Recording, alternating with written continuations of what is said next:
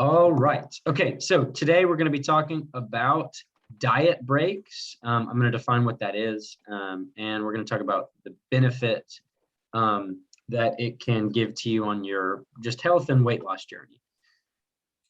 Remember, almost every almost every training I give is in response to the fact that 95% of people are failing the diets that they go on, and by failing, I mean they're maybe getting the weight off. But 95% of people that lose weight gain it back. So this training is obviously going to go in sort of the same context. So diet breaks is an important part of losing weight and keeping it off. It's a strategy that you can use to make sure that the weight that you're losing is going to stay gone for good. If you don't do diet breaks, and I'm going to kind of describe how you do a diet break. If you don't do diet breaks when you're losing weight, you're just putting yourself at risk of sort of regaining. And obviously, nobody wants to regain. So what is a diet break? A diet break pretty much is just defined as pausing a calorie restriction or tracking food or some other kind of restriction. So say you're trying to completely cut out sugar. I don't know, maybe a diet break with that looks like, allowing yourself an M&M, 1 week. But in general, for our people, it will look like instead of trying to eat 1,200 calories in a week to lose weight, you go back to 1,900 calories, which is like your normal base. So instead of trying to always lose weight every week in the period of a diet, you say, hey, I'm going to stop losing weight for this week. Just bring up my calories to a normal baseline to help my metabolism stop from slowing down too much, and some other reasons that I'll talk about. Actually, before I go to those reasons, can someone like Kathy or Janet, could y'all throw at me like what are some benefits that you could think of going on a diet break?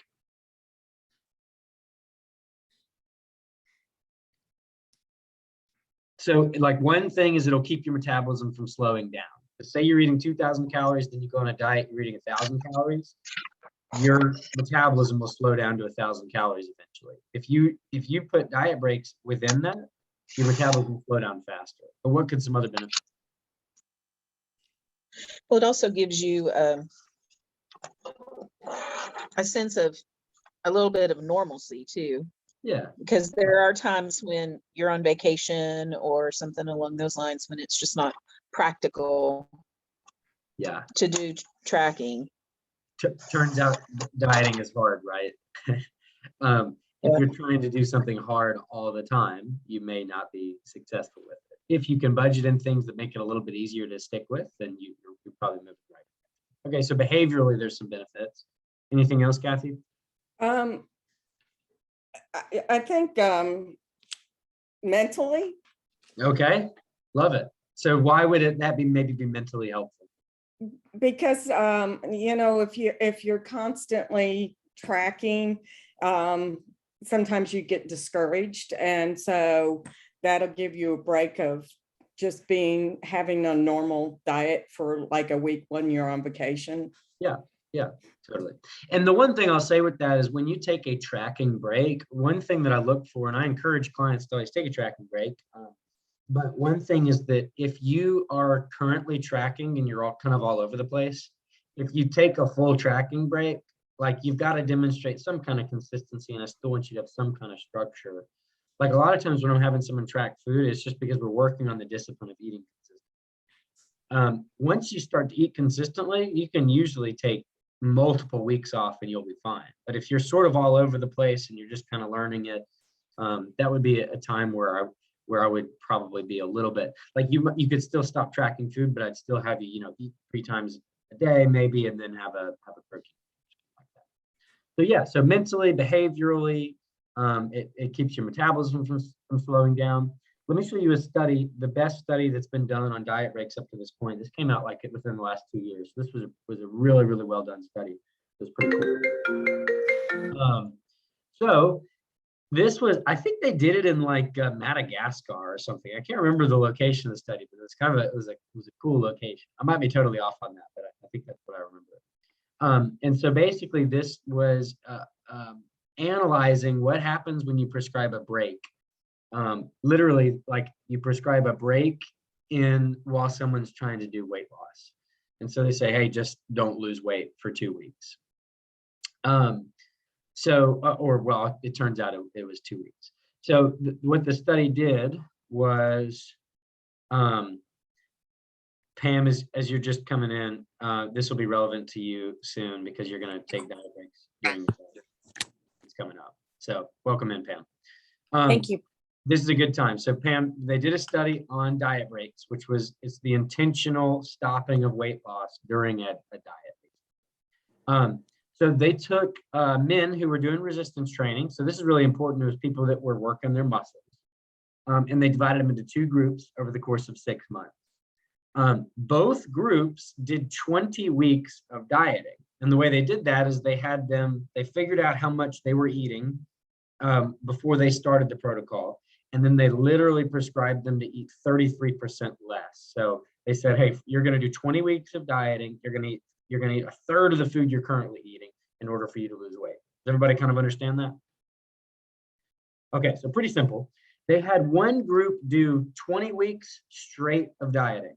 So, hey, your diet's about to start. You're going to go in for 20 weeks. You're going to try to cut your calories by 33%, and you're going to lose weight. The other group, they said, you're going to do 20 weeks of dieting, and you're going to do it over the course of 40 weeks. So you're going to do 2 weeks of dieting and then 2 weeks off, and then 2 weeks of dieting and then 2 weeks off. By the way, 20 weeks of dieting, it's a pretty long time, and but it's still good from an observational standpoint. So what they found was that the groups actually lost the same amount of weight. So, okay, so I'm not going to show you the rest of that slide, but the groups lost the same amount of weight. So what do we think? Was it worth it? Is there a difference between them? What do y'all think? I think if you look at the mindset of the people who had breaks, that they're going to be much more likely to continue. Mindset, I like that. Okay, so we're humans. We're not machines. Okay, so the output's the same, so we have the exact same experience. No, not necessarily.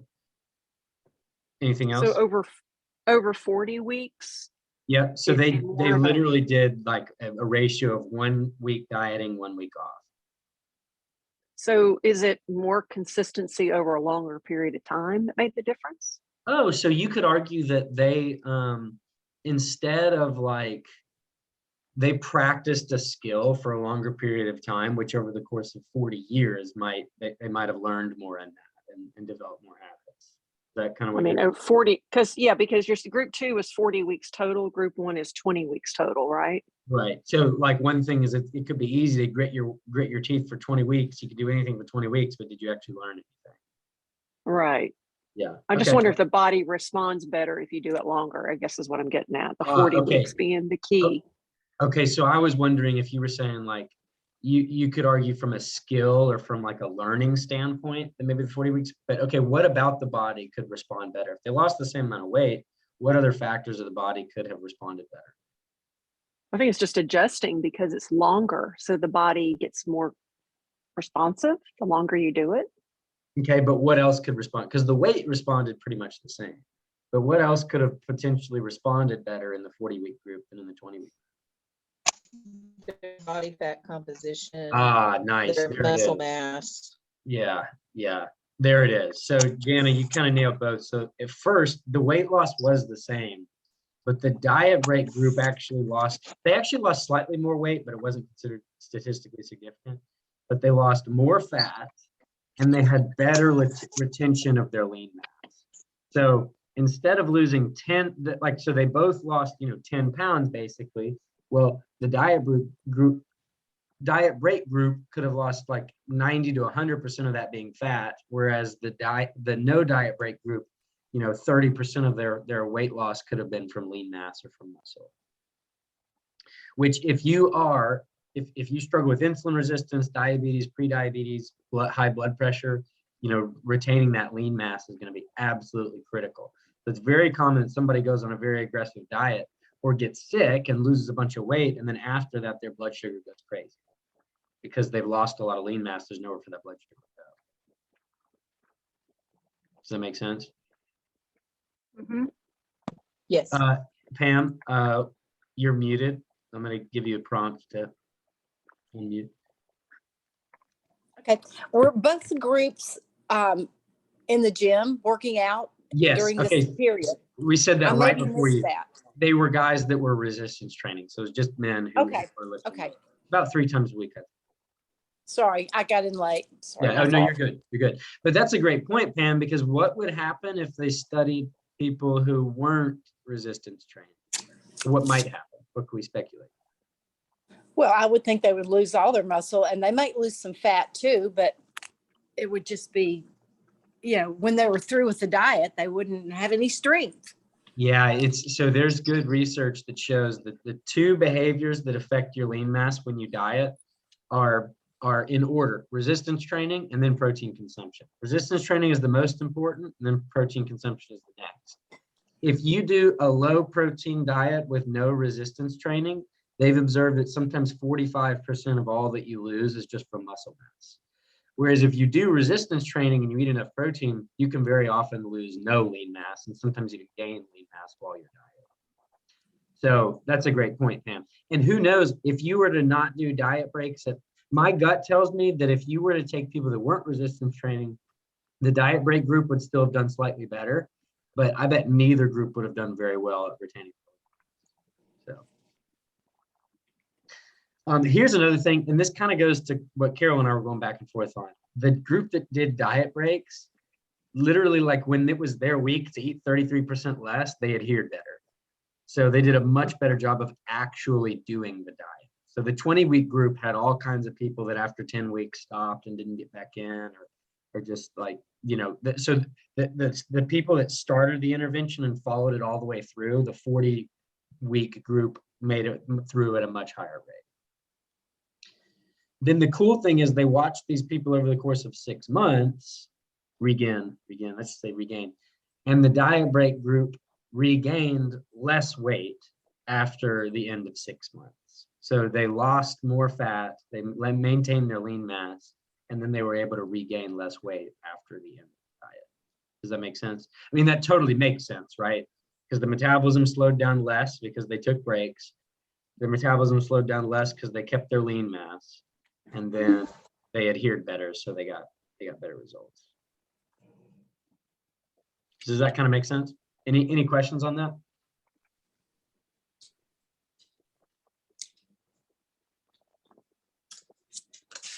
To me, that's really cool. I mean, it's just such a cool kind of behavioral strategy that also honors the physiology of your body. And it's just like, it's a great strategy that also gives you more grace with your schedule. It takes the pressure off you. You don't have to be perfect. Instead, actually, if you aim for perfection and you try to be perfect, you may get a poor result than just admitting you're human and taking that into account. Something that I think is very helpful with it is that it helps combat a deprivation mindset. Oh, what was the word? It cut up. Did you say approbation? Deprivation. Deprivation. Okay. Yeah. Yeah, totally. Yes. Yeah. And in fact, I think I have this in here somewhere, but remember that dieting is a stressor on your body. And like dieting is hard to do. Like everybody knows dieting is kind of hard to do.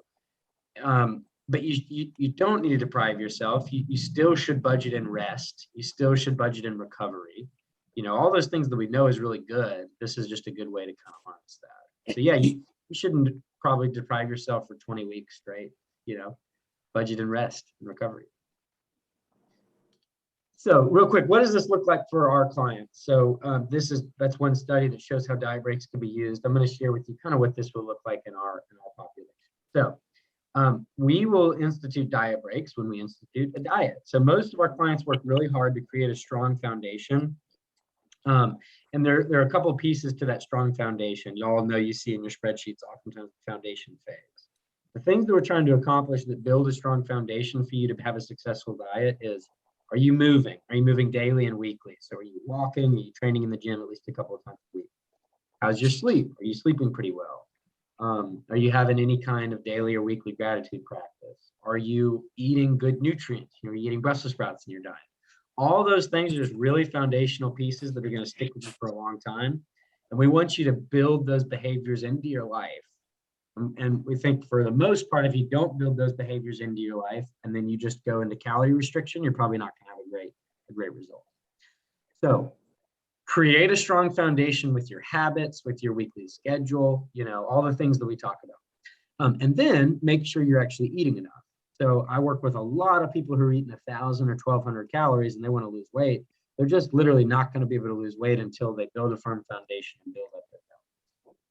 Everyone's heard me say that. I've probably said that to you before if you're on this call, right? Yes. Now, sometimes people are able to get into weight loss pretty quickly, but it's usually when they jump head first in, they start training, they start walking. I won't call out any people in particular, but there's people on this call that did that great. They just got right into it, started training, lost some good weight at the beginning, and maybe they got lucky with where their body was, but they did the work, and so they're able to reap those rewards. But some people need to build a foundation before they lose weight. Okay. So then you begin a diet, and hopefully as you begin that diet, you know about how long it should last, about how much weight you intend to lose on that diet. And you have built a strong foundation, so now we're going to cut calories down. So say you established you're eating about 2,100 calories and your weight is stable, and then you begin your diet and we cut you down to about 1,500 calories and you start losing weight.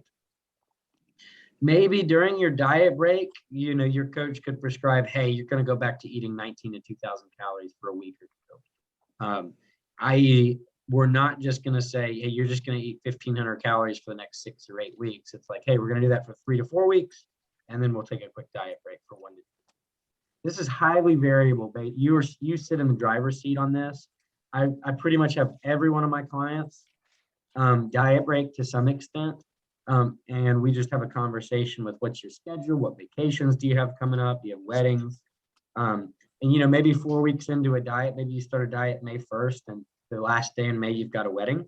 So hey, maybe we start that week with a diet. You have a little bit more calories, a little bit more fun, and this is piggybacking off of what Carol, Kathy, and Jan have said. So some of the things you accomplish on a diet break is you get to sort of mentally relax. You don't have to be always on. You don't have to say, oh, no, I have zero budget for, rice because I'm on a diet, or you know what I'm saying.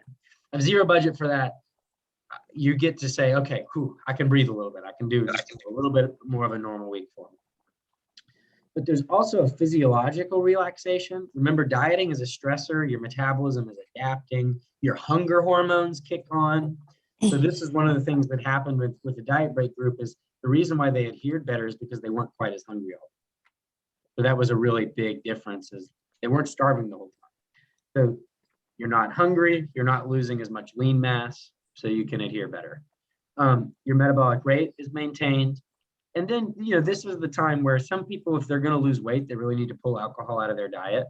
But they're not people that are going to pull alcohol out of their diet forever. So on a diet break, as they can diet through the summer, but still have some times where they get to have a couple of drinks, maybe have a little bit more of a budget of carbs and fats. This will also help you adhere better for events, vacations, weddings, or just busyness. Say some people are like, look, I've got the busiest week of the year coming up with work. I don't want to be trying to eat 1,500 calories during that. I want to be super hangry. So we say, hey, you can diet break.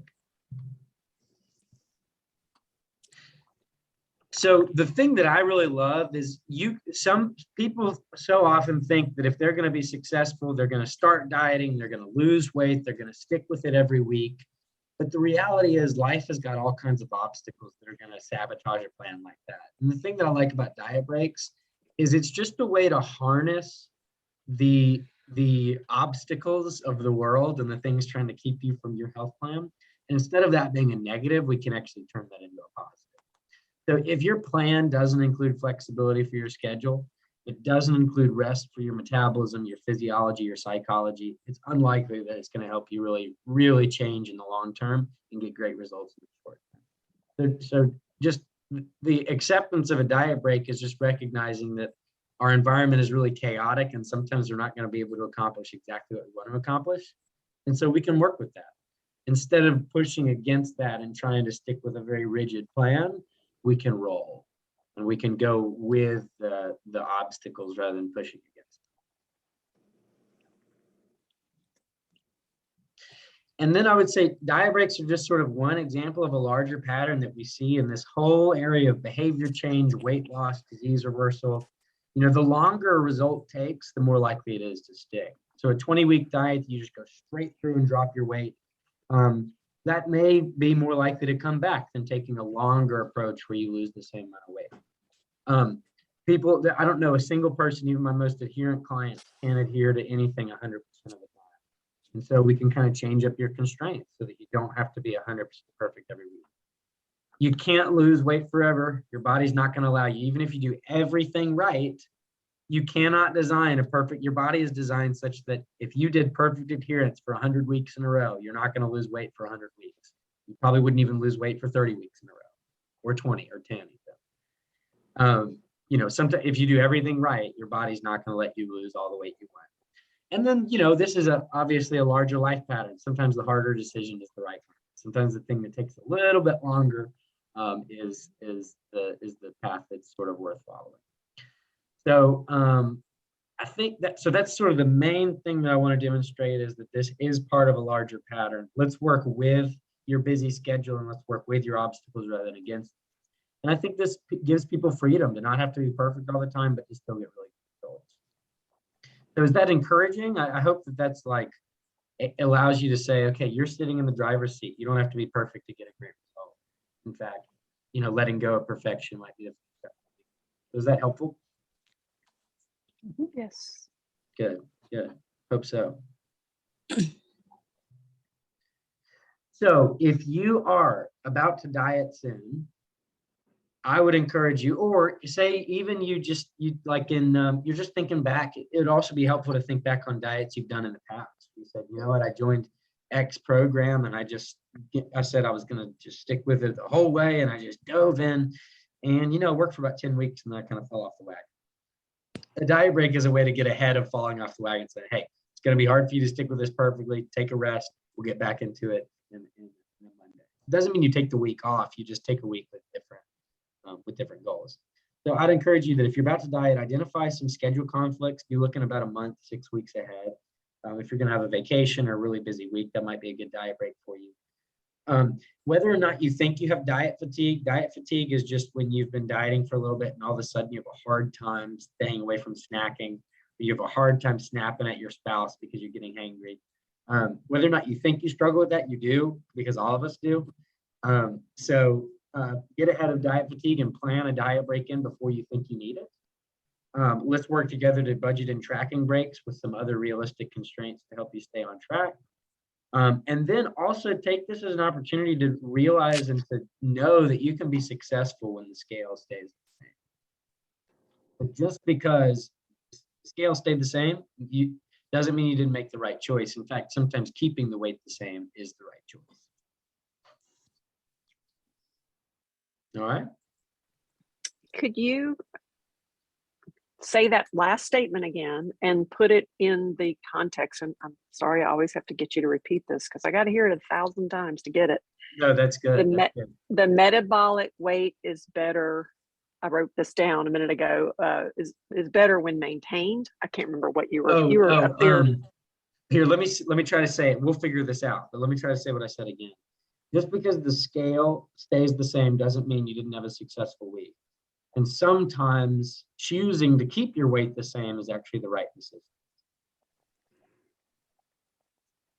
Does that make sense?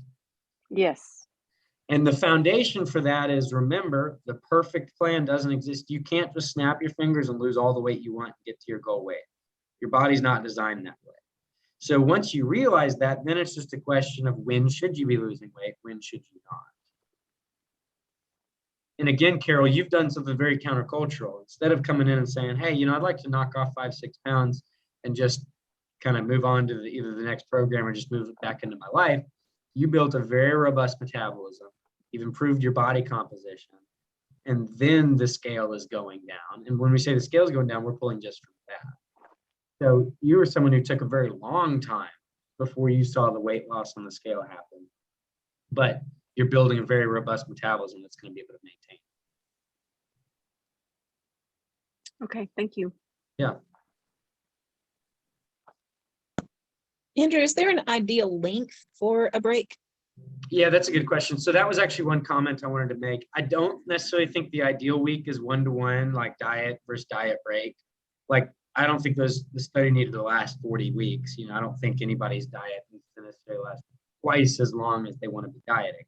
However, there are some people that would work with. I really think the ideal length comes down to the individual and what are your goals? How much weight do you have to lose? How lean are you? So I only have like 8 pounds of body fat that I want to lose, but 8 pounds of body fat for me in one diet, I could probably only knock off 6 or 5 because I'm leaner.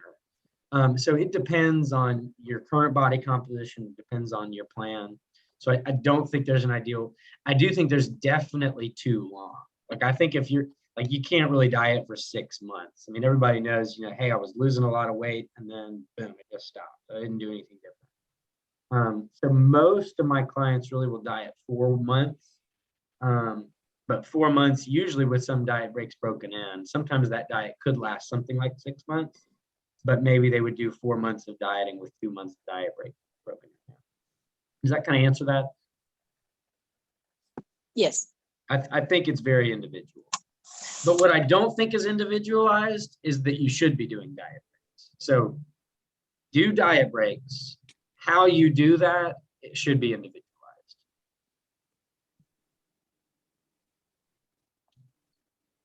The only clients that I could consider not needing to diet break would be if a client says, this will be a funny example, but says, I'm sort of fine with my weight, but I want to look good like for spring break or something in 8 weeks. And so it's like, all right, fine. Like, as long as you don't care about keeping the weight off after spring break, then we can make you look good for spring break.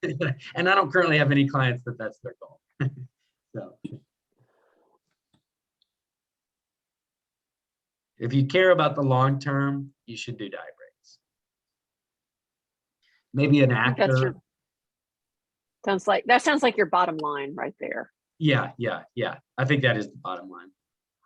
If you're an actor, you just want to look good playing Superman or Batman in the next movie, do it and then move on. That's called airbrushing.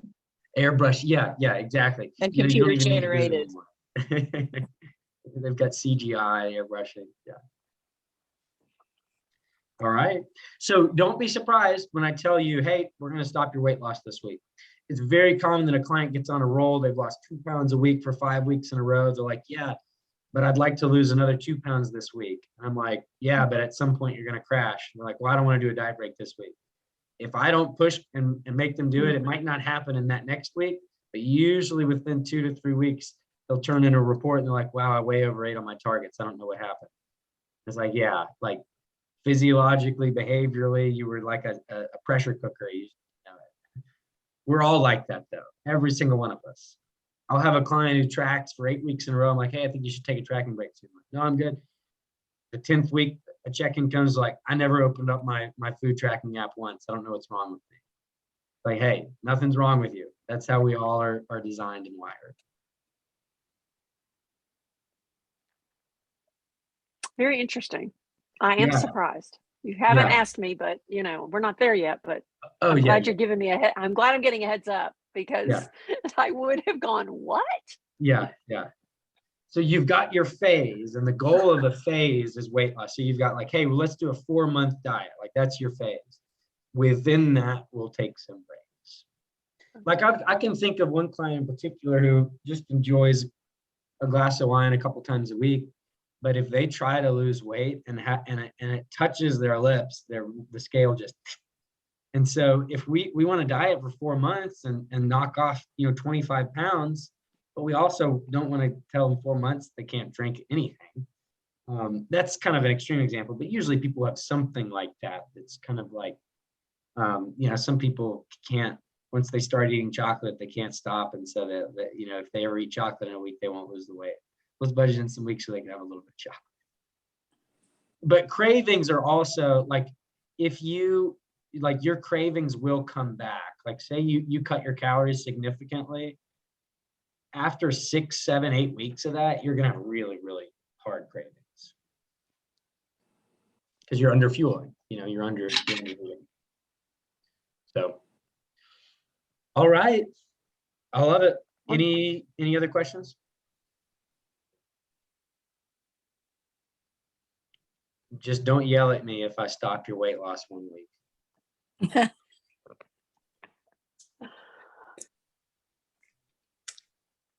Sounds good.